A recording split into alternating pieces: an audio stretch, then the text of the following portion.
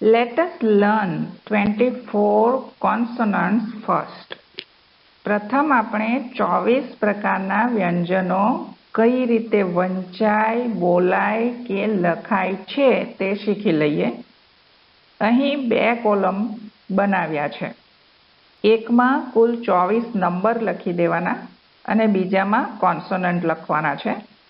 આમાં તમારે એ ખાસ ધ્યાન રાખવાનું છે કે નંબર 3, 6, 12, 18, 21, 22, 23 અને 24 કંઈક વિશિષ્ટ પ્રકારે લખાયેલા છે. તમારે પણ પ્રત્યેક લેટર આ જ રીતે નક્કી થયેલ ધોરણે લખી લેવાના છે. જ્યાં એ જુદા પડે છે તે યાદ રાખવાની રીત હું કહીશ. હું તેનું ઉચ્ચારણ કરીશ તે સમયે. બીજી બાબત એ ધ્યાનમાં રાખો કે આ દરેક ફોનીમ કહેવાય છે. એને હંમેશા 2 સ્લેશ લાઇનની વચ્ચે લખાય છે. ફોનીમ એટલે અવાજ. તો હવે હું દરેક અક્ષર કઈ રીતે ઉચ્ચારવો તે સંભળાવવા જઈ રહી છું. તમે બરાબર સાંભળજો. નંબર 1 ક, નંબર 2 ગ, નંબર 3 જ. અહીં જુઓ D3 લખાય છે જ ઉચ્ચારવા માટે. નંબર 4 ઝ, નંબર 5 ટ, નંબર 6 થ. અહીં પણ જુઓ થ માટે થીટા જેવો શેપ દોરવામાં આવે છે. એને ઉપરની તરફ દોરવાની જરૂર નથી. જે રીતે આપણે ઉપર ટ લખ્યો છે એ રીતે જ લખી શકાય, પણ થીટા લખવાનો છે. ગણિતમાં આવે છે તે રીતે. નંબર 7 દ અથવા ડ માટે ડી લખવામાં આવે છે. નંબર 8 પ, નંબર 9 ફ, નંબર 10 બ, નંબર 11 મ, નંબર 12 ખાસ ધ્યાન રાખવા જેવો અક્ષર છે ય. યનો ઉચ્ચાર જ્યારે આપણે કરવાનો હોય ત્યારે તેને ફોનેટિક્સમાં જે લખવામાં આવે છે. નંબર 13 ર, નંબર 14 લ, નંબર 15 વ, નંબર 16 વ, નંબર 17 સ, સસલાનો સ, નંબર 18 ચ લખ્યો છે અહીં, પણ એ લખાય છે કેવી રીતે?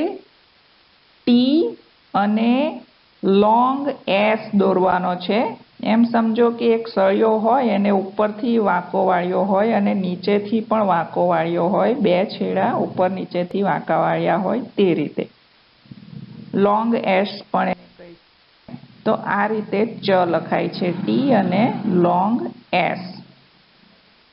નંબર 19 ન, નંબર 20 હ, નંબર 21 હવે જુઓ એ છે ધ, ધજાનો ધ. કેવી રીતે લખવાનો છે? ઊંધો 6 દોરવાનો અને પછી તેને ઉપરથી જરાક ફાડવાનો છે. એક ત્રાસી લીટી કરી દેવાની છે. નંબર 22 અંગ. જ્યારે આપણે અ ઉપર અનુસ્વાર મૂકીએ ને તેને માટે આ પ્રકારની નિશાની છે. એમ સમજો કે એન લખ્યો છે પણ લોંગ એન લખ્યો છે. આપણે જે લેટર એન લખીએ ને તેને નીચેથી લંબાવી દેવાનો છે. નંબર 23 શ, મીંડાવાળો શ. જુઓ કેવી રીતે લખાય છે? લોંગ એસ થાય છે. પેલો સળિયો ઉપરથી વાળેલો નીચેથી વાળેલો એમ બે છેડા વાળેલા હોય તે રીતે એને લોંગ એસ પણ કહી શકો છો તમે.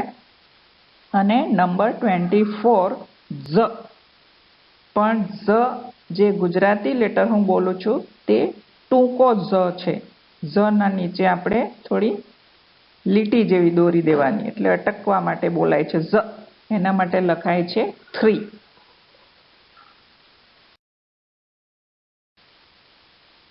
Let us learn 12 pure vowels.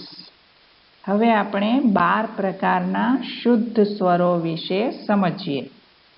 એ શુદ્ધ સ્વર એટલા માટે પણ કહેવાય છે કારણ કે એ માત્ર એક જ છે, સિંગલ છે.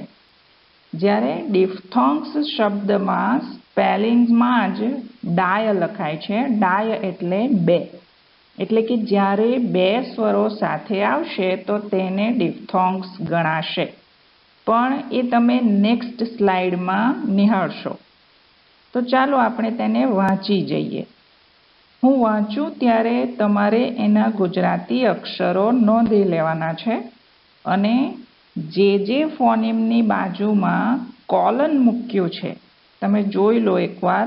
નંબર 1, 7, 9 અને 11માં ફોનિમની બાજુમાં 2 ટપકાં ઉપર નીચે મૂક્યા છે. એ જે તે સ્વરને બોલતી વખતે પ્રોલોન્જ્ડ એટલે કે લંબાવવાનું કહે છે.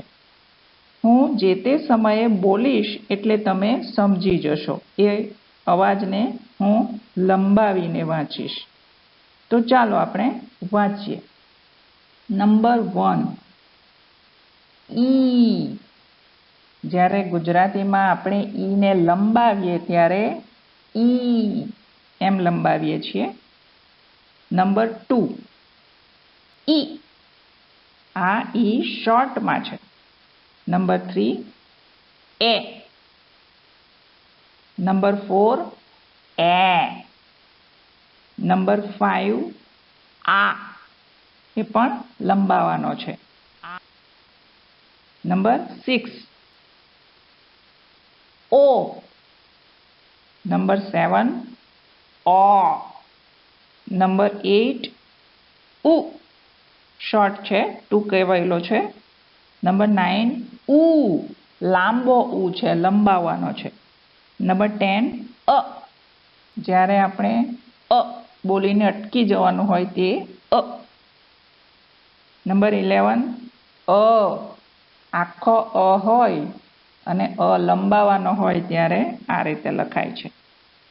નંબર 12 અ.